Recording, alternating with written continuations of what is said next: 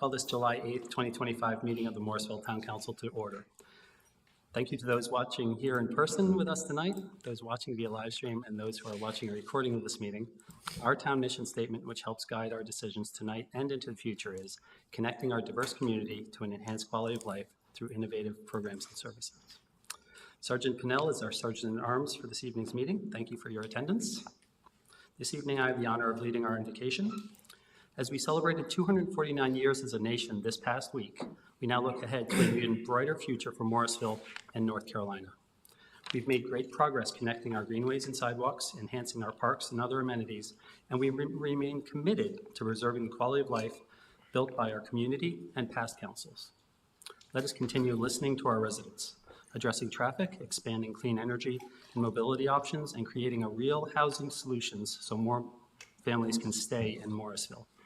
And let us stay mindful of decisions in Raleigh and Washington that may impact the well-being of our community. All who are able, please stand as we recite the Pledge of Allegiance.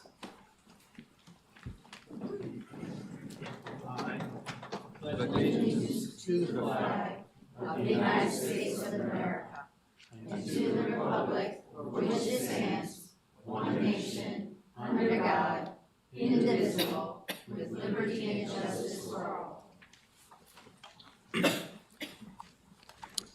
Before we adopt tonight's agenda, Town Council policy is to review and ensure there are no conflicts of interest or appearance of conflict of interest with any items on the agenda. Does anyone have anything they'd like to share at this time? Okay, seeing none, is there a motion and a second to adopt this evening's regular agenda? I'll make a motion to adopt the agenda. Second. I have a motion from Councilmember Johnson, a second from Mayor Pro Tem Garamella. All those in favor of adopting this evening's agenda, please say aye. Aye. Any opposed? Hearing none, that carries unanimously 7-0. Next on the agenda is Morrisville Speaks, public comment. Is there anyone signed up to speak to us this evening? There is no one signed up to speak. We do have one online comment.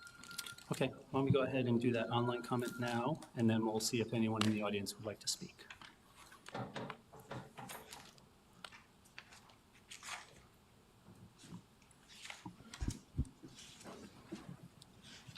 Bill Dukowitz, 1112 Justice Walk Avenue. I am a Vietnam veteran and a member of VFW Post 7383 and American Legion Post 67. I speak today as a veteran fed up with the constant runaround from this town on the memorial project.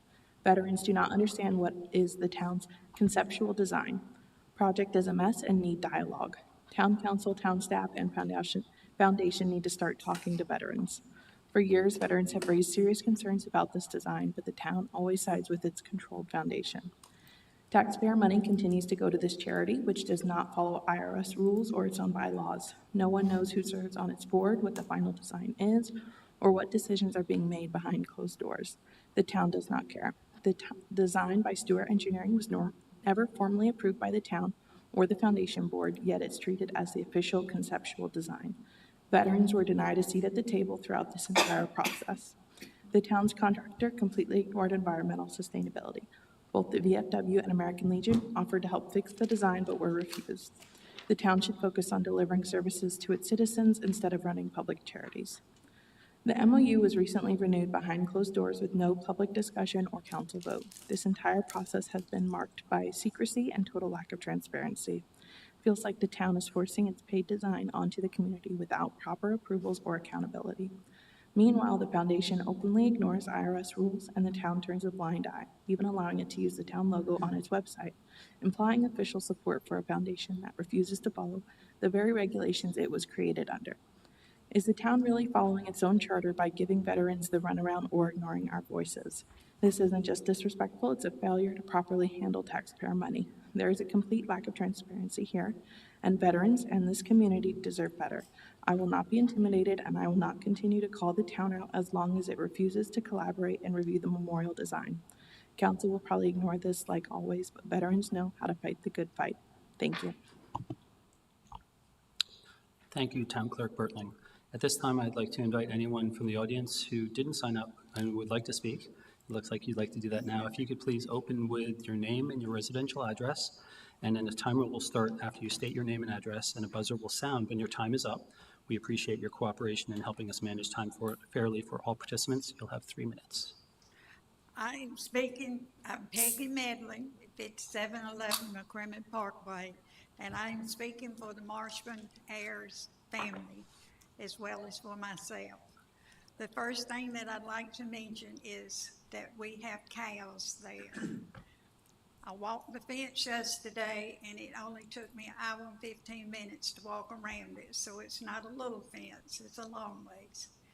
And I have found out that when children come to a new place and they see animals, they're used to going to the zoo, used to seeing animals and getting excited. When the people on the other side built, they even let their dogs go out because they enjoyed chasing their calves. And the people that owned the dogs thought it was cute that they chased the cows. If you chase calves and they run through the fence, when they get big, they still run through the fence. We went from barbed wire around it to we put stock wire, and now we have barbed wire, stock wire, and electric fence. And people still get a joy out of seeing the animals. The animals are pretty. The animals are not to be played with. We would like to see a wooden fence or something put up so that when people move there, they will not be tempted to go in the pasture. The animals are not a plaything, they're not dogs.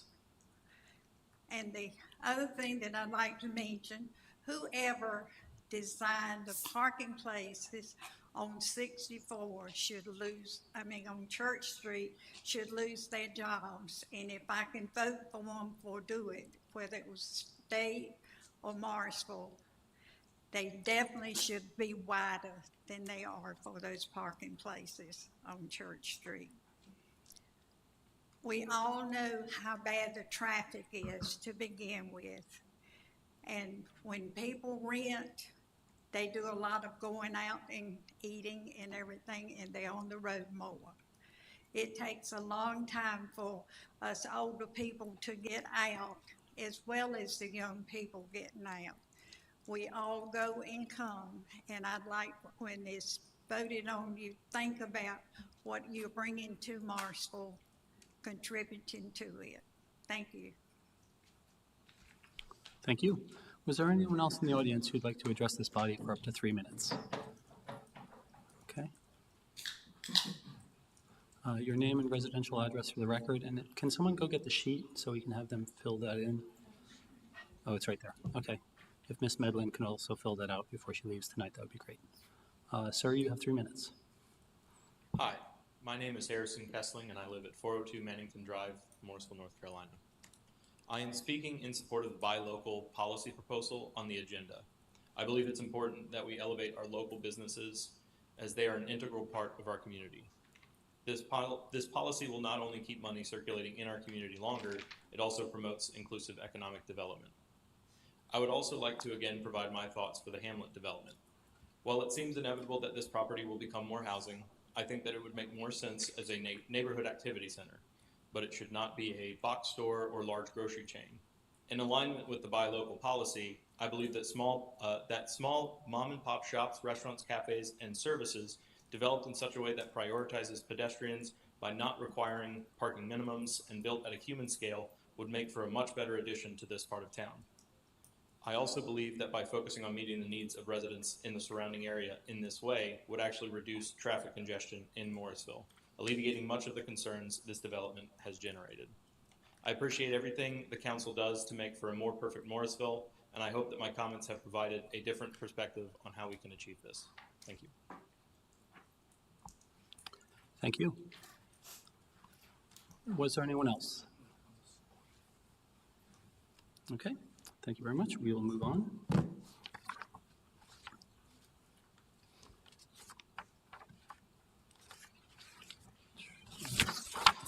Actually, I have one more thing to say about that. As a reminder, we encourage the submission of written comments as they offer a valuable way for community members to share their feedback. You can do that by emailing publicinput@morrisvillenc.gov if you're unable to appear with us in person. We have one presentation scheduled this evening. We now invite Assistant Town Manager Letney to the podium.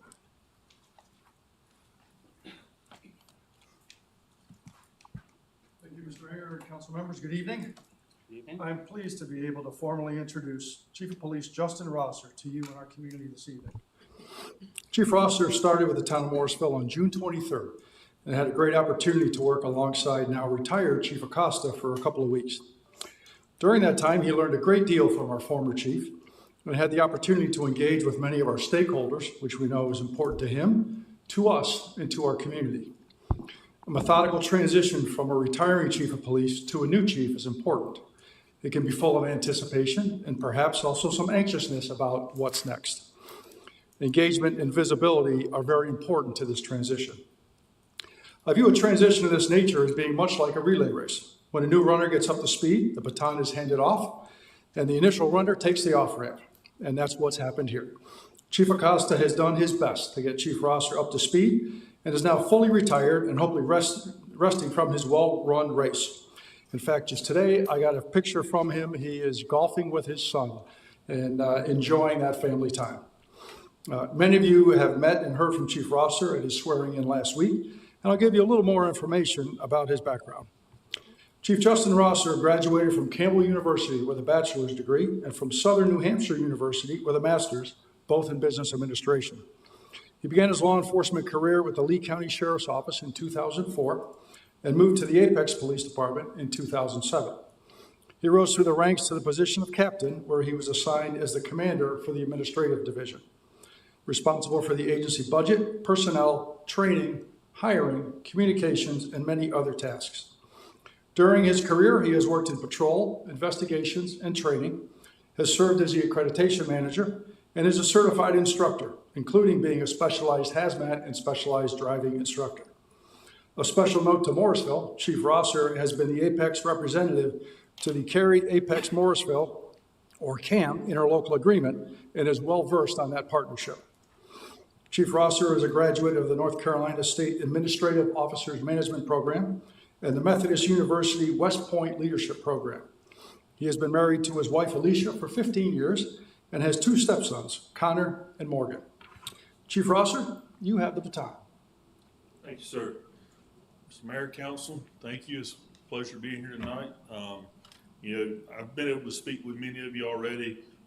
You know my passion for the community, but I talked about it in my swearing in that this was the right fit for me. I felt like that, and whenever I came through the door, it was confirmed because it's felt like a family since day one. Walking through the door, town staff has been tremendous, and I can tell you, like I said before, we are very fortunate to have the police department we have here in Morrisville serving this community.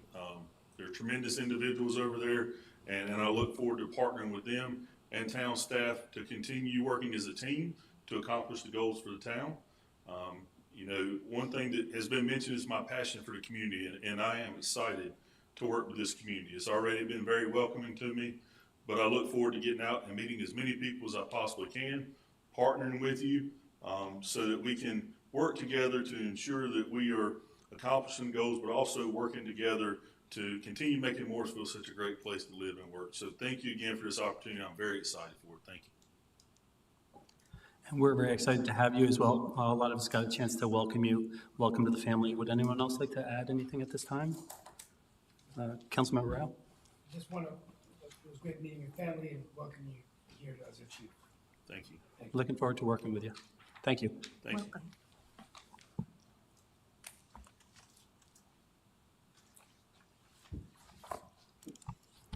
We have one public hearing on the financing of the acquisition of the Public Works facility at 125 International Drive scheduled this evening.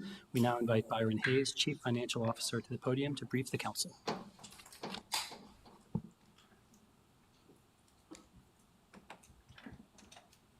Good evening, Mayor and Council. As you all recall, back in February, you all authorized the acquisition of the property at 125 International Drive to become our new Public Works facility. This particular item continues that financing process. In May, the town put out an RFP for bank bids in order to be able to complete this financing. We received 6 bids back, and the winning bid was TD Bank.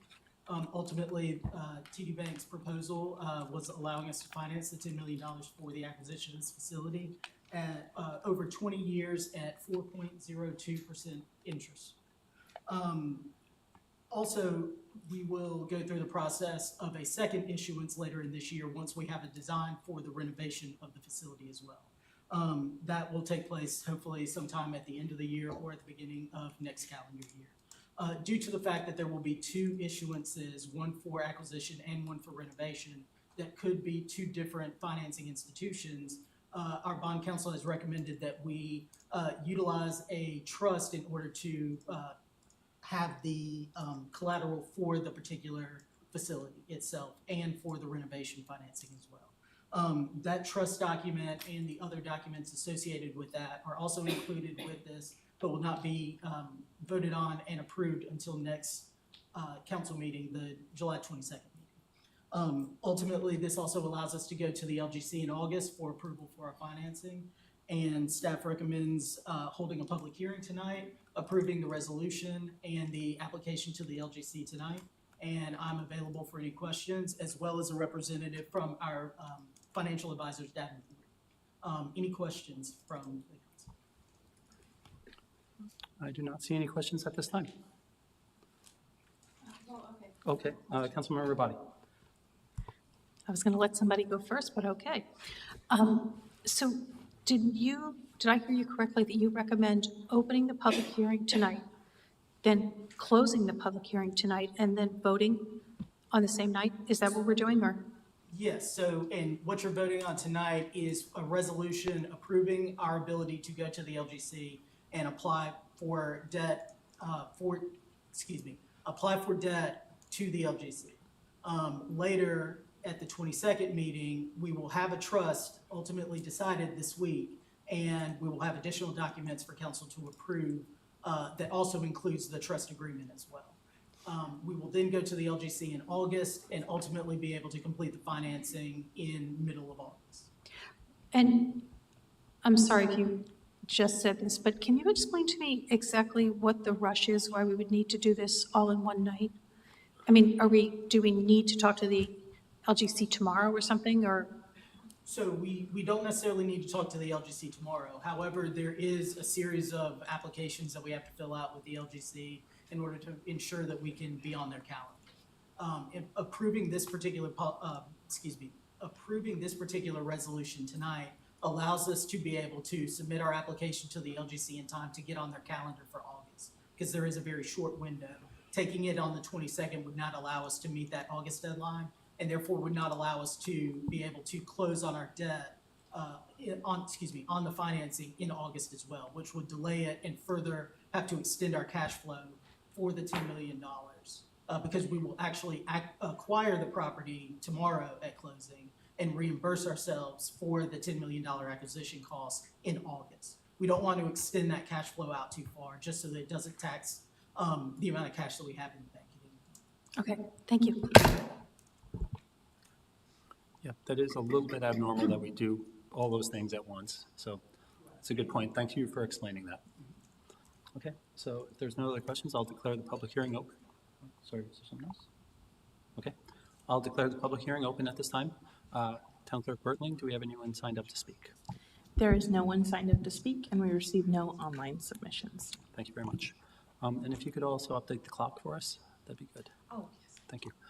Is there anyone here in the room who would like to speak on this subject for up to 3 minutes on this public hearing before we go ahead and consider closing it? Okay, seeing none, are we interested in closing this public hearing? I'd entertain a motion to do so. I'll make a motion to close the public hearing. Second. Motion from Councilmember Johnson, second from Councilmember Scroggins Johnson. All those in favor of closing the public hearing, please say aye. Aye.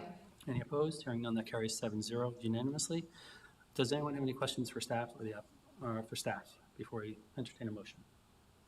Okay, I'd entertain a motion then. Can we get that up on the screen, please? I'd like to recognize Councilmember Johnson. So I'll make a motion to approve Resolution 2025-238-0 of the Morrisville Town Council, public hearing and authorized resolution for the financing of the acquisition of a public works facility at 125 International Drive.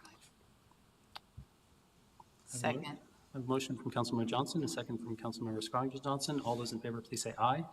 Aye. Any opposed? Hearing none, that carries unanimously 7-0 as well. Thank you very much. And Mr. Hayes, if you could just reapproach and let us know exactly, once again, what we're going to be seeing on the 22nd, so we're all clear. Yeah, no problem. So just for clarification, now that we have this first step, we have the ability to go out, choose a trustee in order to be able to hold this particular collateral in trust. We will bring that trustee back and those documents with that information in it at the 22nd. So it'll be 4 different documents, a master trust agreement, a trust agreement for this first issuance, the deed of trust for the property itself, and the initial financing for this particular financing with TD Bank, including the trust information. Wonderful, thank you very much. Okay. Thank you. At this time, we're moving on to item 9, action items. We have 2 action items scheduled for this evening. We now invite Elliot Ward, Planning Manager, to the podium to update Town Council on the proposed amendment of the zoning map for Hamlet at Church Street. The public hearing was held at the April 8th and 22nd Town Council meetings. Council is scheduled to take action this evening.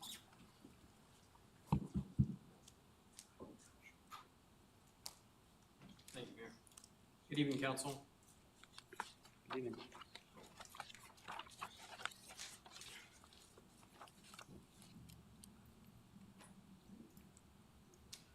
Okay, so just for a reminder for the public, this is item ordinance 2025-46-0. This is a request to rezone 808 Church Street and several parcels that are addressed 0 Church Street to the conditional medium density residential zoning district. And here's a brief project profile.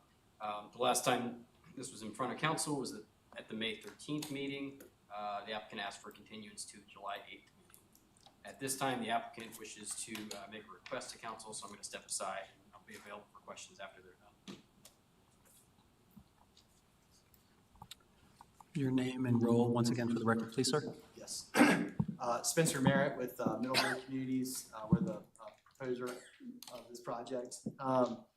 When we last appeared before you, we made the request to continue so we could do some more information, gather some more information. What we were intending to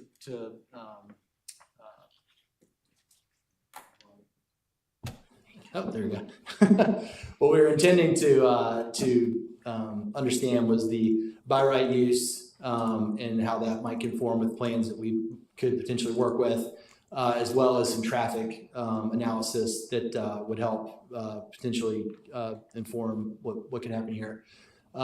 In working with our traffic engineer, the cost of what we were trying to do was basically a TIA without town input. So we were trying to model what the future would look like with the Airport Road Boulevard extension and the McCrimmon Parkway improvements that were going to be constructed, in the near term.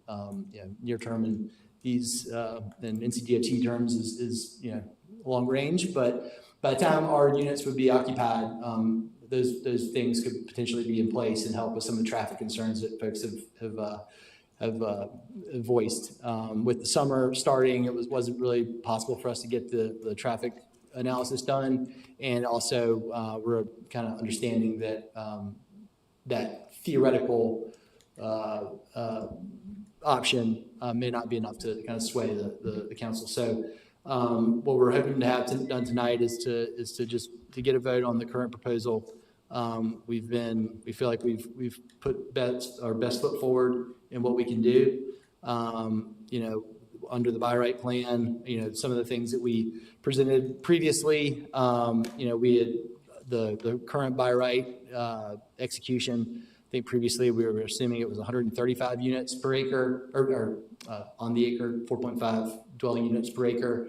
Doing a little more research, it seems like we can potentially get up to 151 with by right and the duplex execution. So that's 2 homes connected together as a duplex. We still feel very strongly that single family detached homes are a better quality product. Not to mention that the affordable housing that we're proposing wouldn't exist in a by right execution, nor would any of the sustainability commitments that we're making and some of the additional conditions that we've agreed to. So, we still feel that what we've put forward is much, much better than what would be done under by right. And that the town of Morrisville would be much more pleased with the execution as we've shown it. And, we're hopeful that, you all see it that way, and that we won't, that the by right execution is the path that we'll ultimately have to go down, so. Does anyone have any questions for the applicant? Councilmember Fender, please. Hi, thanks for coming back. So I'm just trying to understand, are you saying that if this project were not approved tonight, that you guys would still build by right? I mean, we would certainly be exploring that. I mean, that's the idea. We've been researching it and understanding what the implications are. So yes, duplex units, 151. I mean, theoretically, duplex, you probably be 150, could be an even number. And that's, again, planning will probably be pointed out, but it's dependent on site plan. I mean, that's part of the site plan process, but that's potentially what could be done. Because your previous presentation said that to conform to the UDO, the project would not be feasible. So what changed?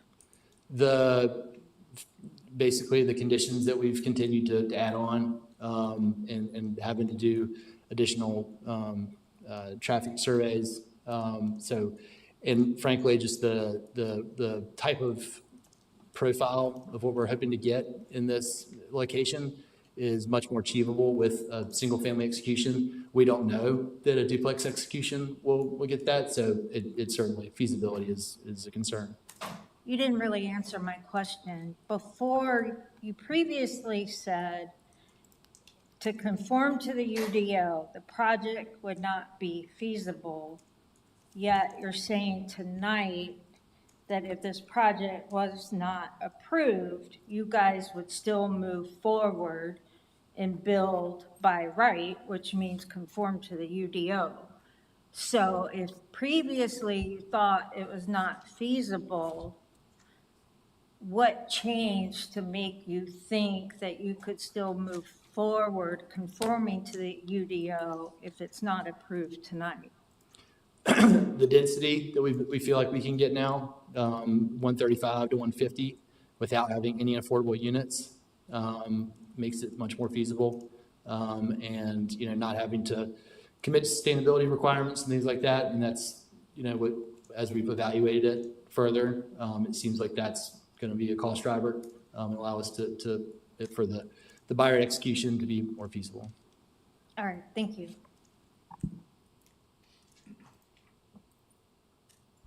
Councilmember Rao, please. How many units if we approved it? I'm a little bit confused. My memory's a bit of a fog today. Sorry, my memory's a bit of a fog today. I just want to know, kind of like, if we approved it, how many total units would it be versus 150? Okay, so 156. Okay, and by right it would be 151. Okay. In terms of the affordable housing units, is it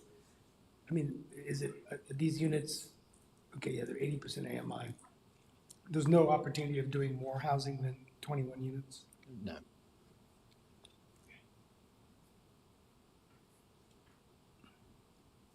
I may have another question too. But let me think about this. Sure, thank you. Councilmember Johnson, followed by Councilmember Rabadi, please. So I don't really have a question for the applicant, but Elliot, do you have a presentation you're gonna go through as well?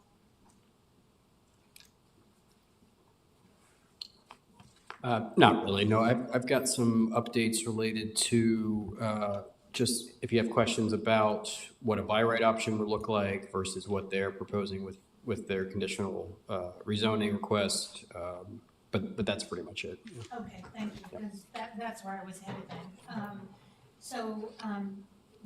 Elliot, you did a great job putting in the briefing what the conditions would mean to the town of Morrisville, these conditions on this rezoning request. So I appreciate all that. So I think I understand what the rezoning would entail and what would be on the ground.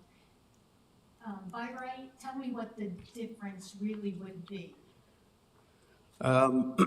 Okay, so Spencer mentioned 151 units. When I did calculations, I came out to 150, so splitting hairs a little bit there. I think it would also depend, I mean, that's a theoretical number. Yeah, it depends on the design, site design as well, because there's other requirements for by right. One of which being they would be required to be public streets versus private, so they have to adhere to the public street requirement, streetscape, right-of-way widths, so forth. Other requirements would be, the main one being with the rezoning request, they are asking for all of these lots, because their business model is renters, so they are asking for all the lots, all the homes to be on the single lot that would front on Church Street. The UDO requires, by right, they would have to be a regular subdivision where each lot has its own, each home has its own lot, and then the streets would be public, so they'd be fronting on those public streets. So yeah, that is the biggest difference. And then obviously you can see kind of what the conditions they proposed are here in bold. I'll try to zoom in for everybody.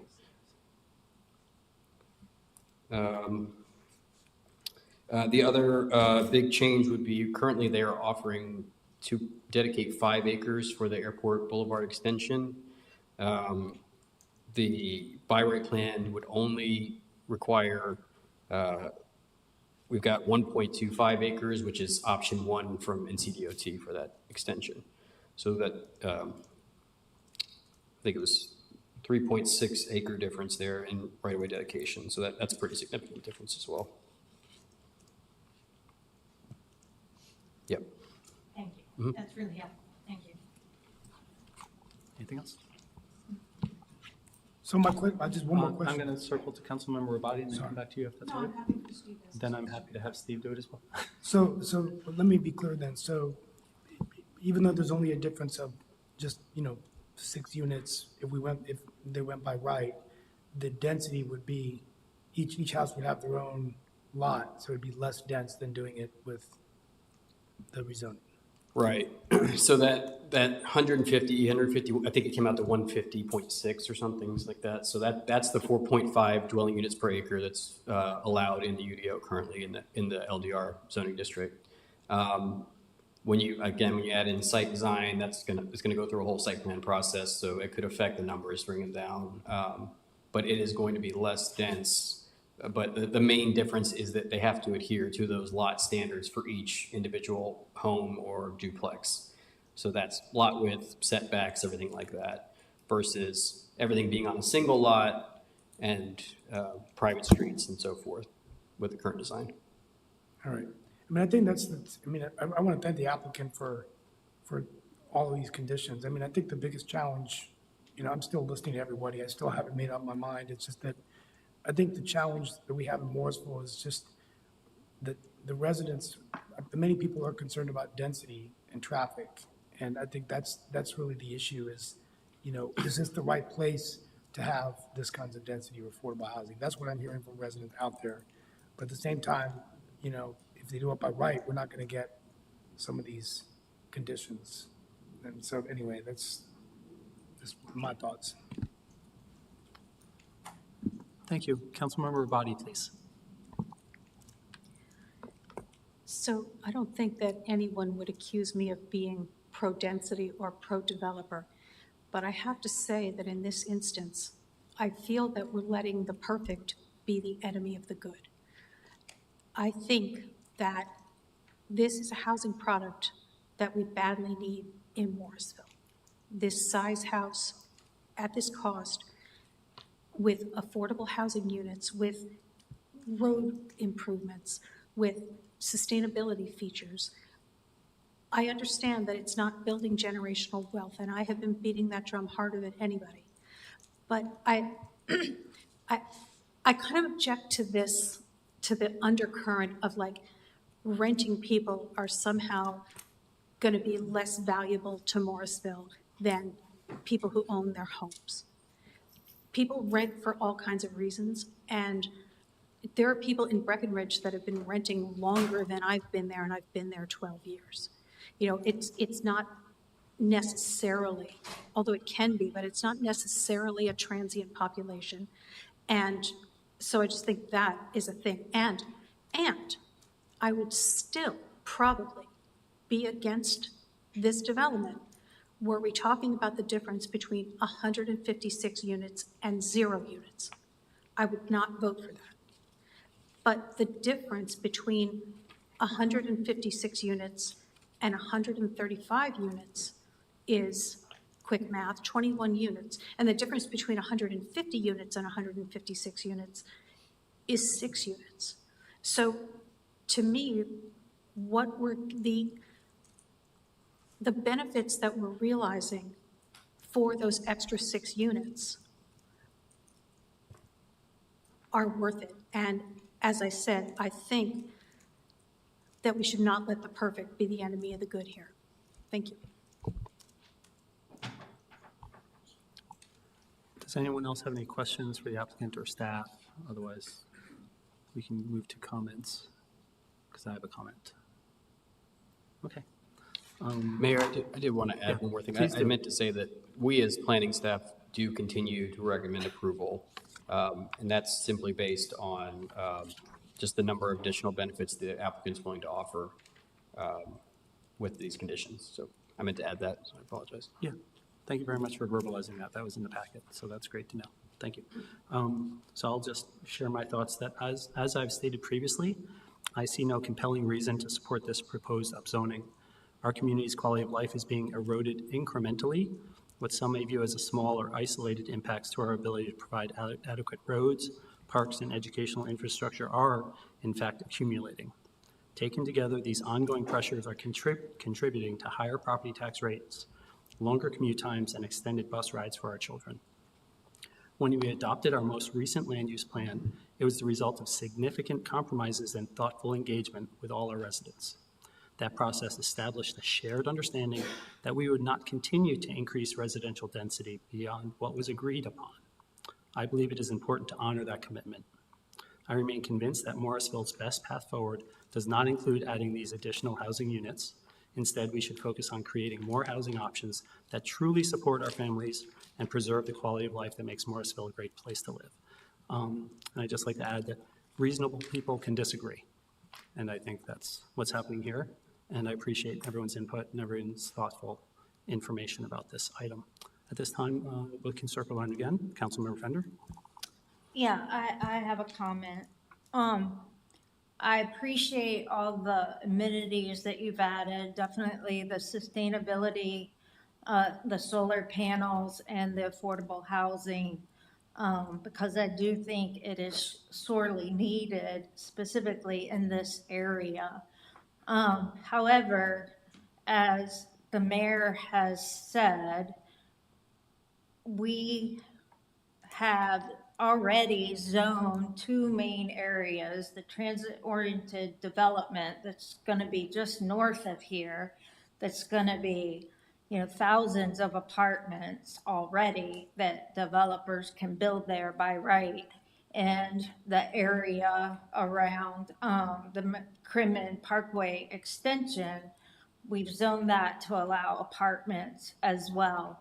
You know, in the 6 years that I have been on town council, I have heard the steady drumbeat from residents that it's, you know, traffic specifically along Church Street is too much. And with every new development, Myers Point, Hampton Place, you know, we continue hearing the complaints from our residents. We don't do anything to improve Church Street. There's no project on the horizon to improve Church Street except these incremental adding lanes by each developer.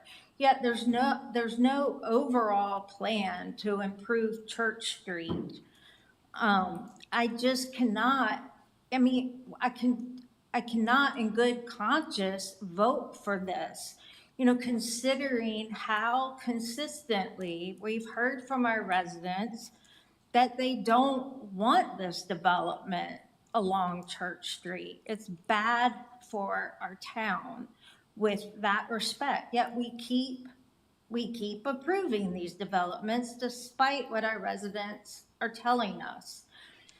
You will likely be approved this evening. I'm willing to bet you're gonna have at least 4 votes, sounds like 5. However, I cannot just not say anything. I cannot in good conscience approve this development. Councilmember Scroggins Johnson, please. I'd like to thank the applicant for bringing forward this unique project along the Church Street corridor. And to Councilmember Fender, you shouldn't assume people's position without speaking to them. So, with that said, I am concerned about the intense use along Church Street as well. I was looking to get more information about traffic impact, whether it was a formal or an informal kind of thing. We have had a series of delays along McCrimmon with the flyover project not being in the near term. It has been started and stopped several times, so to assume that there would be traffic relief with more cars carrying over every day and no flyover, it becomes quite a difficult area for traffic, as well as we've had delays in the Airport Boulevard. So it's really uncertain as to what the timing would be in this area and the impact of the dense project. With that said, I am concerned, like the residents along Church Street, that this would be harmful if there is a more intense use than what is currently zoned. And I am not in favor of this project in the way it's presented tonight. Thank you. Mayor Pro Tem Garamella, please. Again, I think the amount of projects that I've seen, I think the kind of concessions we got is one of the best I have ever seen. But I'm a data guy. We asked for a TIA, and there's a reason for why we ask a TIA, because data doesn't lie. We asked the same TIA at Church Street for the TOD, and it took a while.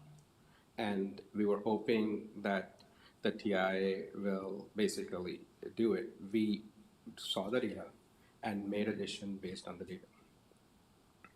And so that is not acceptable here. So I get it. And second is our land use plan. There was a reason for why it was low density. And I think with all the traffic intersections, because DOT, I have my own doubts if our macro projects will go on time. And it's just adding up. And so that, I think, being low density right now is a better option. And also our land use, planning and zoning also denied it. I understand from the town staff perspective, you look at what is the thing. I also look at many times, what value it is bringing. But at the same time, I don't have the data to make the decision. So if asked for a vote, my vote would be no, and even I'm ready to make a motion.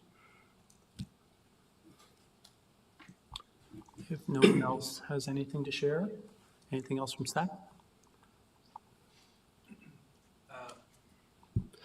No, I'm not sure if it got mentioned, but if to come in with the by right subdivision, they would be required to do a new TIA as well. Okay, thank you. One more question I had. You said about they're leaving 5 acres for the Airport Boulevard, right? Approximately. So they're leaving is one side of it. What is required is, we getting what is required for that road extension? Yes, so as I understand it, with the by right, there were two potential options from NCDOT. After discussing with our transportation manager, it sounds like we could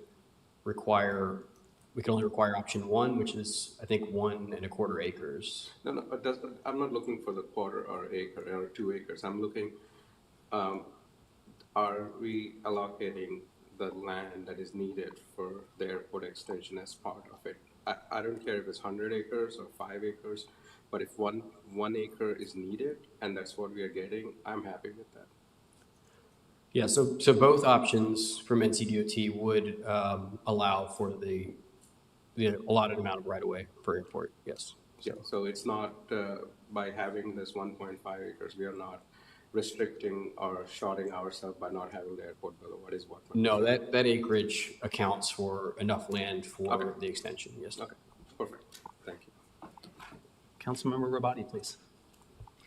I'm literally reading what you have on the screen right now, and it says that the by right Airport Boulevard, the right-of-way dedication and PIL construction cost would be for one DOT extension option with the by right option, and for both options with the proposed rezone. Correct, yes. So the 5 acres is this proposed rezoning amount. That's for both options. Right, so there's no difference. I mean, we will have, do we not vote tonight, we'll have one option for that Airport Boulevard rezoning. Correct, yeah. If they choose to come in with the by right, yeah, it would be the one option. Okay. Yeah. Thank you. I'd like to recognize Michelle Stiegel, our planning manager. Thank you, Mayor. Just to elaborate on that, the plans for that Airport Boulevard Phase 2 extension are still conceptual. So there are two potential alternatives that NCDOT is looking at right now. A decision as to what alternative they're going to go forward with has yet to be made. As by right, we can only require the option with the least amount of land dedication. So it's unknown if we would get the right-of-way ultimately needed for the project or not, because what alternative NCDOT is going to go forward with has yet to be determined. With the rezoning, the applicant was, one of the conditions was to dedicate enough land to cover either option. Hope that helps. Would it be fair to say that NCDOT would see the writing on the wall and they take the option that they can do? Potentially. I mean, if you don't have to, obviously acquiring right-of-way costs money, but there are environmental issues and other considerations and other impacts to properties on the other side of NC 54 where the flyover would land. So there are other factors to consider, and I couldn't definitely say what option they'll ultimately go forward with. Understood. Thank you. Any other questions or comments from the council? Okay, I would entertain a motion. I recognize Mayor Pro Tem Garamone, who requested that. Yeah, I put a motion. I find the proposed zoning map amendment not to be inconsistent with the town of Morrisville comprehensive plan and not in the public interest of the following reasons. The proposed condition, medium-density residential zoning district, is not compatible with the 2021 land use plan, which designates the parcel as low-density residential. The requested zoning map amendment would place unnecessary strain on the Morrisville public facilities. I thereby make a motion to deny ordinance 2025-46-0 of the Morrisville Town Council for a zoning map amendment for 808 Church Street and the multiple parcels with the existing of 0 Church Street address located on the Church Street south of the intersection of the Church Street and Mackerman Parkway from the low-density residential zoning district to the conditional medium residential CMDR zoning district. I have a motion to deny. Is there a second? Second. I have a motion and a second to deny. Motion is by Mayor Pro Tem and the second from Councilmember Fender. So I will call for a vote, and the first vote will be to agree with the denial. So this is kind of opposite of what we usually do. So if you want to deny the rezoning, you're going to say aye now. All those in favor of denying the rezoning, please say aye. Aye. Can you please raise your hands also so we can figure that out? Okay, way up, so it's really clear. Okay, so I have Councilmember Rao, Mayor Pro Tem Garamella, Mayor Cawley, Councilmember Johnson, Councilmember Scroggins Johnson, and Councilmember Fender all in denial. And those in who are against denying it, please say aye. Say aye. Yeah, Aye. so you're, Say nay. nay. Say nay. Say nay, say nay, I apologize. Nay. Nay, okay. So that motion passes to deny 6-1 with Councilmember Rabadi as being the one. Is that clear enough? Sorry, I've never had to navigate that before, so I appreciate everyone's patience. Okay. Thank you very much, everybody. Appreciate all the hard work and appreciate the applicant and their efforts. Thank you. Thank you.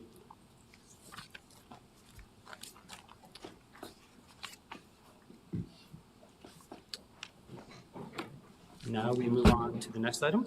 We now invite Cindy King, Assistant Director of Parks, Recreation, and Cultural Resources, to the podium to update Town Council on the Morrisville Dog Park fees and rules. Council is scheduled to take action this evening. Ms. King.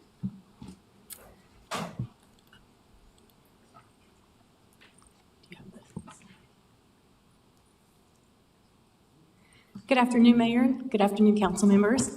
I'm Cindy King. I'm the Assistant Director for Parks and Recreation. I'm excited to be here today. I was able to walk the dog park this past week, and wow, it's delightful. I don't know if y'all had a chance to go over there, but please do so. We're getting there, so it's coming sooner than later. Want to go over the dog park rules. I know y'all got those in your packets, so I'm not going to waste all the time to go through each of them. But I do know that there was a question at the last council meeting regarding no children under the age of 12. The staff did do a little bit of research on that, and we actually researched 10 other municipalities, and it varied, but across the board, they did have restrictions on the ages, and several of them did have that 12 and under threshold.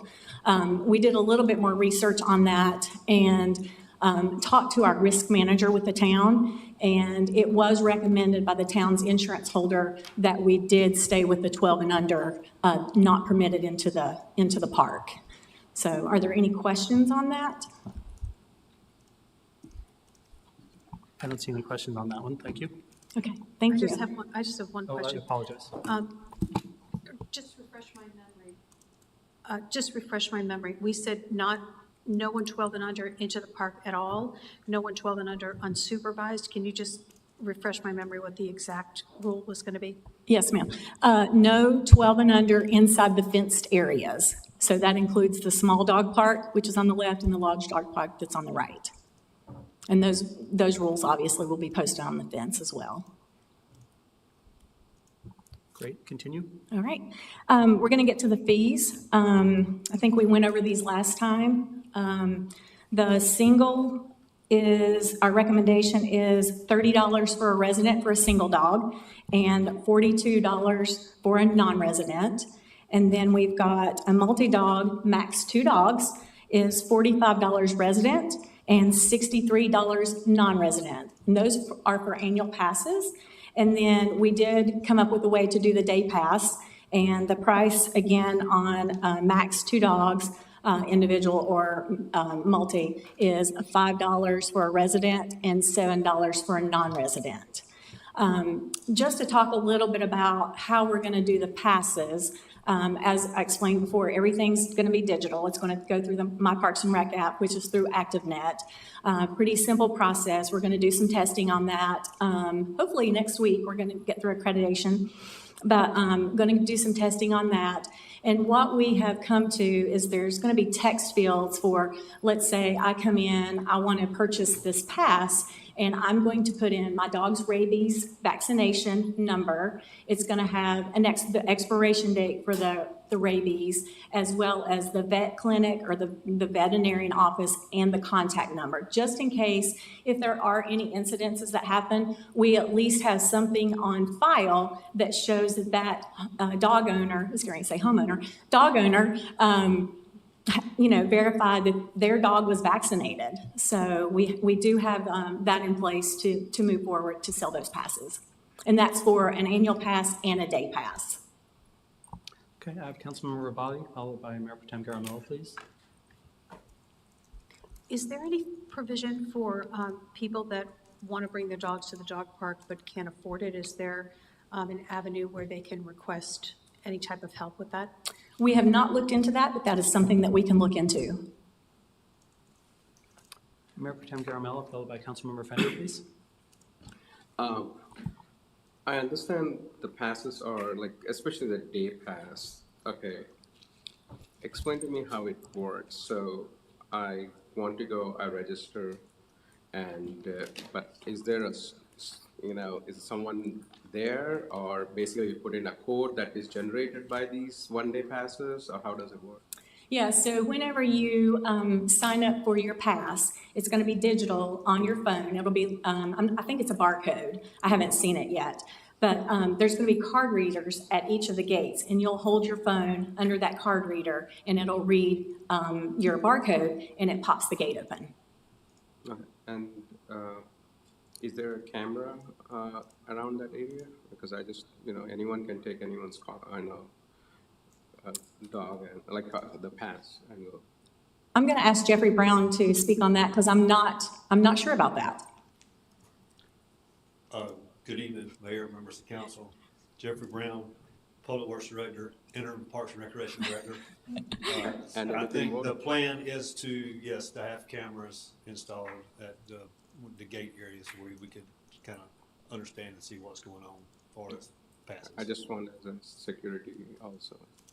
Yes, sir. Okay. Thank you. Councilmember Fender, please. Yeah, I'm curious about the app. When the dog owner enters the rabies shot number, the vet, all of that, will it save it into an account? Yes. Okay. Yep. So we can run a report on all of those. So just to make sure that people are up to date. I'm hoping Jeffrey and I are working on getting some staff in place so that we can do some checks just to make sure that rabies haven't, gone out of expiration and things of that nature. Yeah. I was just thinking like a dog owner wouldn't want to have to enter that in every single time, that they ought to be able to create an account. Correct. Okay. Yep. Thanks. I just have how do we know that number that I enter is accurate?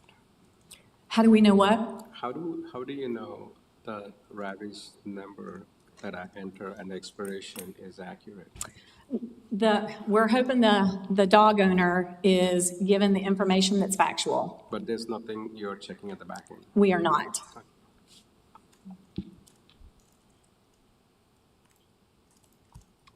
Okay, if there's no other questions, I can entertain a motion on this item.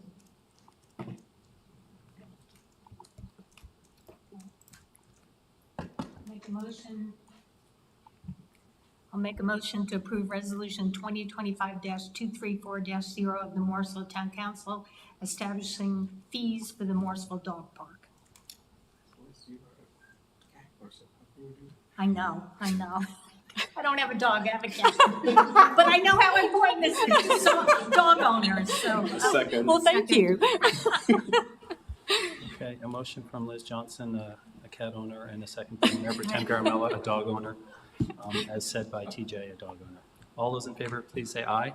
Aye. Any opposed? Hearing none, that carries 7-0 unanimously. We're really looking forward to enjoying the dog park. Thank you very Please much come for out and all your hard visit. work. It is gorgeous. Okay. Thank Sounds you. like a good plan. Right now, we are scheduled for a break. We are about an hour ahead of schedule. You want to keep powering through, people? We're good with that? Okay. Is that okay with staff? Okay. We're going to keep on moving. We have 2 new items scheduled for this evening. We now invite Tiffany McNeil, Economic Development Director, to discuss the proposed Town of Morrisville buy local policy.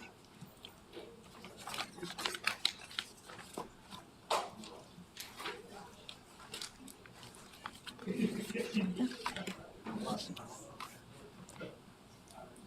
Good evening, Mayor and Town Council. How are you doing this evening?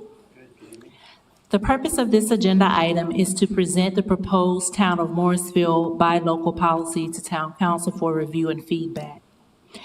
This policy will affirm the Town of Morrisville's commitment to supporting the local economy by prioritizing the procurement of goods and services from businesses located within its corporate limits.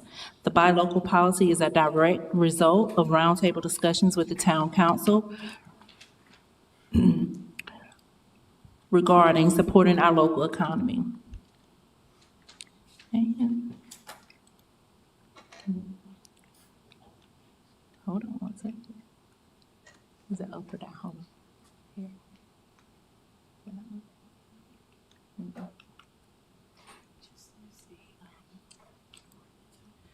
Apologize, technical difficulties.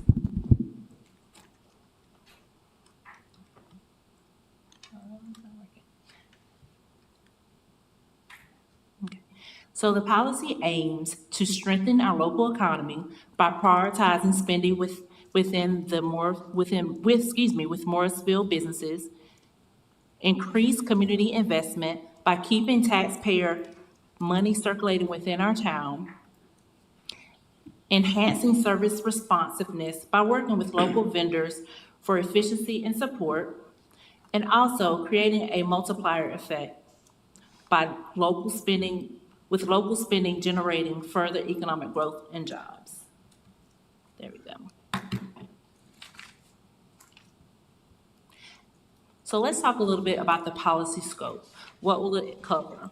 So the policy will apply to all Town of Morrisville departments and divisions, and it will cover discretionary purchases and service agreements.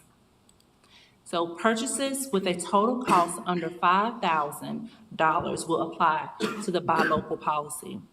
Per town policy, competitive bidding is required for purchases that exceed $5,000. And so this threshold is applied because our state law stipulates that the more restricted of the two laws, including the state or local procurement rules, must be followed. And our town policy is more restrictive than the state procurement policy.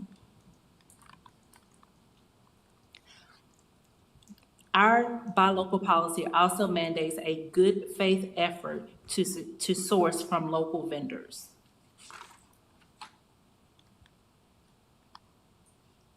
The policy defines local businesses as a business that has a physical presence in Morrisville, a business that is independently owned and operated, and where the primary decisions are made in Morrisville.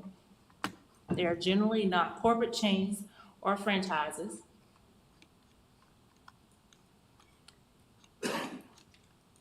And if it's not a local business, then they may include an independent business that is within Wake County or immediate surrounding area. A small purchase is any procurement of goods and services costing under $5,000. And it does not require a formal state municipal bidding process. And so how the policy works. When a member of town staff is looking to purchase a small purchase, which is under $5,000, then they will depend on our local small business directory. So the town will maintain an updated online directory of local small businesses. That directory is already available online on the Town of Morrisville's website now, and businesses have an opportunity to register on this site to be added to the list. And so our staff must consult this directory first before making small purchases. And within working with our communications and outreach department, Amelia sends out a small business newsletter once a month, and also anytime there's important news. So we send out blasts and ask our small businesses to join this directory. So they've already received information about this directory and are aware of the opportunity to join our list. And again, for purchases that are under $5,000, the departments are required to prioritize the Morrisville-based business when feasible and cost-effective. And there's also a reasonable pricing rule that applies to this policy. So local preference shall be given if the local vendor's price is within 5% of the lowest non-local quote. And when a staff member is looking at making a purchase, they must also take into consideration the quality of the product or service that they will receive, the availability, and the delivery timelines must be comparable. So in the event that the local vendor is able to provide the product or service within the needed timeline and it's within the reasonable cost, they must make a good faith effort to rely on that local vendor. And we've already talked a little bit about that good faith effort. So what does that good faith effort look like? So again, the town staff is expected to, strive to adhere to the policy guidelines, and that involves first doing that diligent search on the small business directory, engaging with the local small businesses for a quote, and performing a fair evaluation of the quotes. And then in the event that the non-local vendor is not chosen, then documenting why they were not chosen. It could be the quality of product. It could be that the local vendor is not able to deliver the product or service within the timeline that is needed, because we're all aware, there may be some emergencies. It could be that they cannot provide the product that is needed at a reasonable cost. And in that event, we ask that they, feasibility is a priority there. So let's talk a little bit about implementing the buy local policy. We plan to implement this in 3 phases. Phase 1 is the foundation and readiness. And this involves a policy and operation framework where we've provided have created internal procedures for our staff. And this also involves local business engagement. Again, we already have an existing small business directory. We have access to data where we will continue to update that directory. We have already begun to reach out with our small business community through our newsletters and our one-on-one visits that Amelia already participates in. And this is how we will continue to have that one-on-one engagement with our business community and make them aware of the opportunities to do business with the town. We have developed training materials for our staff and we will support our staff. I failed to mention earlier that while Economic Development Department has worked a lot on this policy, we did this in conjunction with not only our team, but also the Financial Services Department, and we also received feedback from the Communication and Outreach Department. So this has been a joint effort to create this policy. And phase 2 is the launch and initial adoption, and we'll activate the policy across all town departments. And when we talk about staff preparedness, there will be a training session for our staff, so we can answer any questions that our staff may have regarding this process. Policy management, which is phase 3, and that focuses on oversight, ongoing oversight for this policy. Again, we have identified policy ownership for Economic Development and Financial Services Department. There will be an annual performance evaluation and reporting where we'll report on the total number of Morrisville businesses registered in the Small Business Directory and the amount of purchases under $5,000 using information that can be identifiable within the Tyler Systems documentation. And we aim for continuous improvement, so we will be requesting feedback from our staff that will go to our team, and we'll work on any continued internal procedures that we need to do. And then from a policy refinements standpoint, we'll ask that those recommendations be made directly to me for a centralized policy evolution. And just to step back and reiterate the benefits to Morrisville, the benefits that we see for this policy is direct economic growth, job creation and retention, supporting our local businesses so they can grow and thrive here, a strong community, and just increased responsiveness working with local vendors, because that if you have a vendor that's right here, you can walk up to them, you could just knock on the door, and that just helps with communication. For next steps and discussions, we ask that town council reviews this information and provide feedback, and that the policy be presented for a vote at the July 22nd town council meeting, hoping that the policy can be effective on August the 1st, 2025. Any questions from town Sure council? thing. I'd like to recognize Mayor Pro Tem Garamella, followed by Councilmember Johnson, please. Hi, Tiffany. I think it's a step in the right direction to do it. But looking at the presentation, I feel it's a lot of burden on the staff to give all kinds of reasoning as to why they did not pick.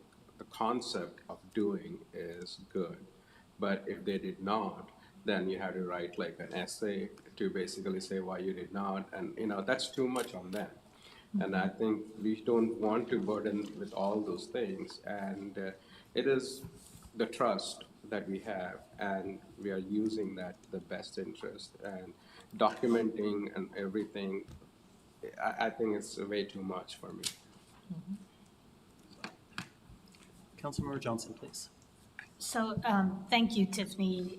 This was a request that I made. This came out of a request that I made at a roundtable. I know we are trying to do as much as we can locally, but I wanted to make sure we showed a real commitment and we were consistent across the organization. So first, I want to say I agree with Mayor Pro Tem Garamella.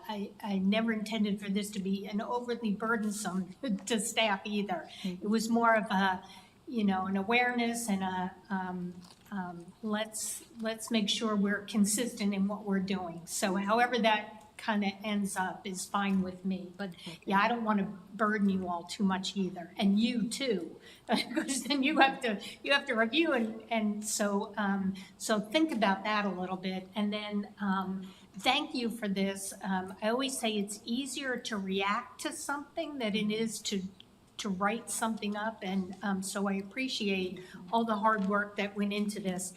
I will tell you, and I gave Tiffany a heads up tonight when I came in the room.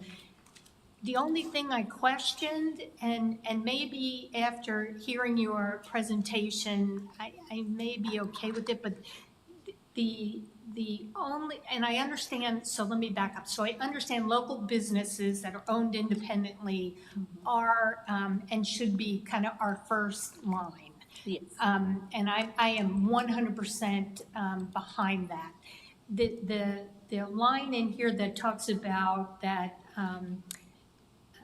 we wouldn't, and maybe I'm interpreting it because your presentation just helped me a little bit, but when I read it, what I interpreted was, but we're not going to use anything that's a franchise or a corporate chain, and that's not true. We're going to go to those locally owned independent businesses first, and potentially if there's a chain here, we may use them as well.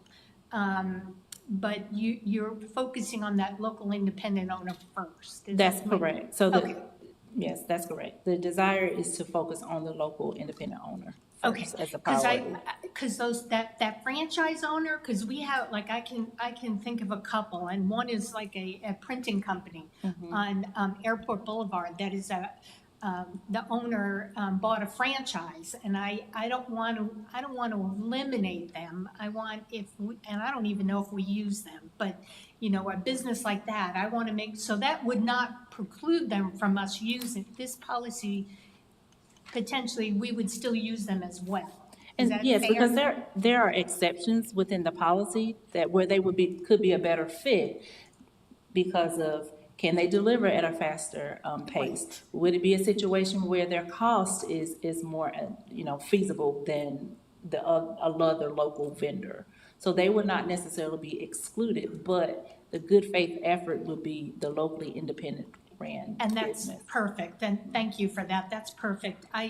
The other thing in here, you have you talk about council could make exceptions, and I'm not sure you want us to get involved either. No, it's fine. I understand. I will just add another layer and 2 weeks and maybe 4 weeks, and I think I think the good faith effort by everybody is all that's really, and the commitment is really what we need to all agree to here, so. And I you can make take that revision, yes. Take that part out. Got it. That's me. You gotta hear from some other folks too, but thank you. This is really, really what I was looking for, so I appreciate it very much. Appreciate the work.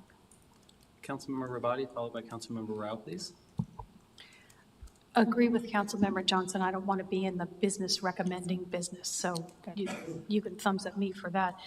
So I'm not exactly sure where this idea that the burden on staff is going to be onerous with this policy. I mean, I thought we'd be talking about like 2 lines added to an online purchase order. Did we go with a local business, yes or no? If no, something pops up and you have to select from a drop down about why not, right? The expectation would be, so the way we document and go about our procurement process, we have a section in Tyler where we could easily state using one bullet point, we did not choose the local vendor because the cost was, let's say, it exceeded 10%. Yeah. And so it would not necessarily be a heavy lift. Yeah, I would, honestly, I would just provide a drop down. There's only 4 or 5 reasons listed in here why you wouldn't use a local vendor. Cost, availability, delivery time. In our training, we have not asked to attach several quotes. It's just provide a reasoning. Okay, thank you. But you can, thank you. Yeah, just to add on and clarify, nothing major to clarify about that, other than the section that Tiffany is referring to doesn't have a drop-down box. It is a free-form box, but still, one line is all we really need for that. Yeah. Thank you. Bye. Councilmember Rao, please. Yeah, I mean, I just want to commend the staff for putting together this program. And I think we just, to the extent we can eventually track the amount of money that's coming back by supporting these local businesses, we might be able to measure it by looking at the traffic of, footprint of, just for example, restaurants. Because I noticed that some local restaurants just aren't doing as well even after COVID. Part of it is people are coming in to get more to-go orders, catering.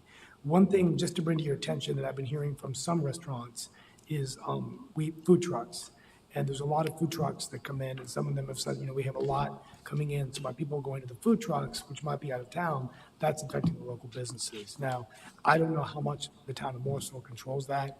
Just wanted to bring it to your attention. I told them we have an economic development director, a small business director. Maybe we can figure out what the ordinances are, because food trucks also have a right to have a viable business. And typically we see them more at events, but over the last few months when we're driving, we see them in front of churches and, these strip malls and things like that. So just food for thought. How do we balance that right to have a business with, restaurants that want people to come and dine there? Thank you for that feedback. Yeah, I'm a big believer in buy local, so thanks for bringing this forward. We'll have time for a second round now for anyone who's interested. Councilmember Johnson? So I forgot to mention this too, Tiffany. Thank you for the conversation about bringing this back, or you all reviewing it. I think there might be in another year or whatever timeframe opportunity to tweak it. So I appreciate you adding that into the whole process, and you can kind of evaluate if this is working or not, and then we'll tweak it as we need to. So thank you for that. Thank you. Unless you have something else, we'll see you in 2 weeks. Okay, thank you. Thank you both very much. Appreciate it. Thank you, Brian. At this time, we now invite Thomas Dooley Jr., Fire Chief, to discuss appointments to the Firefighter Relief Fund. Good evening, Mayor and Council. Good evening. The resolution you have before you is for the Firefighter Relief Fund Board. We have to appoint 5 members or 5 trustees. There are 2 trustees that are part of this board that are elected by the fire department. There are 2 that are supposed to be appointed by town council. And then there's 1 that we submit for approval from the Office of State Fire Marshal. Now, the intention of the Firefighter Relief Fund is to support families and their firefighters if they were to get injured or sick, or even in the worst event, death in the line of duty, is to help them with their bills, is what the initial intent of that was so that they're not financially destitute. It has over the years evolved to offer more programs such as supplemental retirement.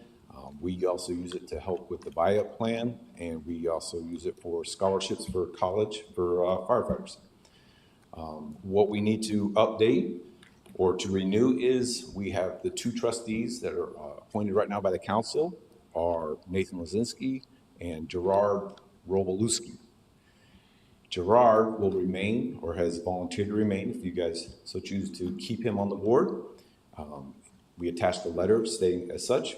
Nathan Lazinski is not a resident of the town of Morrisville, so we need to appoint somebody for his position. Red Grosso was already on the board. He was there for he was appointed by the state fire marshal. He does live in town now. At the time, he did not. He has volunteered to be on the committee as an in-town trustee. And we have replaced his position from the state fire marshal with Nick Young from the fire department. Do you have any questions that you would have of me for the firefighter relief fund? Councilmember Johnson, please. Yes. So, Chief, no, I don't have any Yes. questions, but I just Okay. want to say, great picks. Red Grasso used to work for the Morrisville Fire Department many years ago. He moved out of town. He moved back to Morrisville because he misses Morrisville, so he and his wife miss Morrisville so much, but Red is an absolute great pick for this. He's a great pick. He is passionate about the fire service. He started off in the fire service. He is still a resource to us to this day. He has a lot of technology background for us in radios, and we still call him with questions and ask for help, and he's always willing to help us. Yeah, he's a Yes. good pick. And of course, Gerard is as well. He's been a long time involved Morrisville resident, and he's an absolute great pick for this as well. And the So good news thank is you. he's not retired, so he says he has all kinds of time. Good. to Thank you. dedicate Two to good this. choices. Thank you for bringing Thank that you. forward. All right. Yeah, Gerard actually served on PSAC with Councilmember Scroggins Johnson and myself a while back. Mayor Pro Tem Garamella, please. The portion where it says Nate Lazinski is no longer serves with the council appointed position for the board, and he's not a resident of Morrisville. He was never a resident of Morrisville. Correct. So, like, why is that statement important? I can't speak to how he was a trustee. Okay. What's that? I cannot speak to why he was a trustee. Okay, so I can only no, speak to, it needs to be corrected. No, the reason I'm asking is there a requirement that you have to be a There Morrisville? is by general statute, by law. Okay. so Yep, the so five that- members, yep, two of them have to be, Okay, then it makes sense. Yes. But I thought that statement, we all know very well. yeah. Okay, so we will take a vote on this in 2 weeks. In 2 weeks, Thank you very yes. much for bringing that That's all. forward. Okay, great. Thank you. Appreciate it. Have a Thank nice you. evening. So for a full listing of our upcoming events, please see the town calendar at www.morrisvillenc.gov. Really, if you also want to visit that site and sign up for our next week in Morrisville, that's a really good way to get information as well. Moving on to council comments, Councilmember Scroggins Johnson will share first and will be followed by Mayor Pro Tem Garamella. Thank you, Mayor. No comments this evening. Mayor Pro Tem Garamella, followed by Councilmember Johnson. No comments. Councilmember Johnson, followed by myself. No comments. I'm going to break that streak. On behalf of all the residents and fellow council members, thank you to our staff, vendors, and volunteers, and all the attendees of our 3rd of July event last Thursday. That was wonderful. Thank you so much. I think it was the best one ever. And as we are in Parks and Rec Month, I've enjoyed each Tuesday morning with our families. Last week was bingo, and this morning was planting native flowers to enhance sustainability. Cindy was there as well. She's already left. See you all next Tuesday morning at 10 a.m. at Morrisville Community Park. At this time, next person is Councilmember Rabati, followed by Councilmember Fender. I wanted to congratulate and thank all of my fellow council members who filed their notice of candidacy this week. Congratulations to you all. I look forward to a campaign that's about the issues and is pleasant as possible. And also, I will absolutely say this again in December, but I know that Councilmember Fender has elected not to run again, and so I just wanted to say that it has been just an honor and a pleasure serving with you on council. You know, we came up together, we ran together, we've certainly butted heads, and we've certainly, I think, that having you on council has made Morrisville a different and a better town than it would have been otherwise. And so I just wanted to recognize that. Thank you. Response? Yeah, I was gonna say no comment, but, yes, on Sunday, I announced I'm not running for reelection. But, it's been an honor serving the town of Morrisville. And it has been wonderful campaigning and working with you and working with all of you. I have learned so much, in the past 6 years. It has been a very rewarding experience. It's not something I thought I would ever do. Thank you. Councilmember Rao. I just want to thank Councilmember Fender for his service. I'll be making some remarks at the next meeting. But I wanted to just thank everyone in the council and the staff for enabling me to serve the last 14 years. And I look forward to my next adventure. But I'll talk more about that in a few weeks. But each of you made me a better person, and I really mean that. So thank you very much. I wanted to just first of all thank the town of Cary for hosting a wonderful professional tennis tournament, the Cary Tennis Classic, which is at the same time as Wimbledon. And some of the best tennis players, Ben Shenlin, who's now in the semis of Wimbledon, played here a few years ago. So I think sporting events and venues are so important across the region. We've got the competition center, we've got tennis, we've got cricket. So I just hope that we can get more funding to fund sports, because I think it's about, not just about, forehands and backhands, it's about dollars invested in the economy and supporting our small businesses. So we want to, basically support that. And welcome Chief Rosser. It's been amazing to see him come here from Apex. And we look forward to your leadership for the residents of Morrisville. So, and wishing everyone a great summer. So that's all I have. Thank you. Thank you. Deputy Town Manager Rodriguez, do you have any comments? I do have a few comments for you all. Good evening. First of all, well, thank you for those of you that attended the July 3rd event. We definitely had a great time. It was hot, but it was a great event. It was a great show with the fireworks. Definitely a lot of effort from staff, which we are very grateful for the dedications to make that happen for the community. It was definitely a lot of families that were leaving very happy with what they have experienced. And while it's fresh in our minds, I would like to request that if you have any feedback that you would like to provide to us, it's always helpful for us to do after action reviews. We do that internally with staff, but as you attended the event, we will also like to hear if there's any feedback that you have for us. Ideally, we'd like to have it by next Friday, the 18th. If you are able to just send me an email with just a few bullet points or some feedback that you may have, we will incorporate that into the after action review so that we can continue to make the events even better every year. The next thing I have is I have 2 reminders for you, well, actually 3, but 2 are reminders that you have deadlines on the 14th of July. That first one is the proclamation request that you received from Town Clerk Bert Ling, and the advisory committee recruitment ballots are also due on July the 14th. So if you have not completed those, please do so by the 14th. If you have, thank you very much for getting it done early. And the last reminder I have for you is that the accreditation team that is evaluating the Parks and Recreation Department is in town, and they have a meet and greet tomorrow night. So you should have a calendar invite from Town Clerk Bert Ling. It starts at 5 p.m. It will be at the Union Yard on Aviation Parkway. The actual address is 951 Aviation Parkway. Gives you an opportunity to meet the accreditation team. Staff will also be there. Senior leadership will be there as well. And it would just be a great opportunity to just celebrate this important milestone for the Parks and Recreation Department. Those are all the comments that I have for tonight. Thank you. I'd like to recognize Mayor Pro Tem Garamillo. Yeah, can you send a message to Brandon when you lead this, you'd finish in record time? So at least he hears that from us. 2 in a row, actually.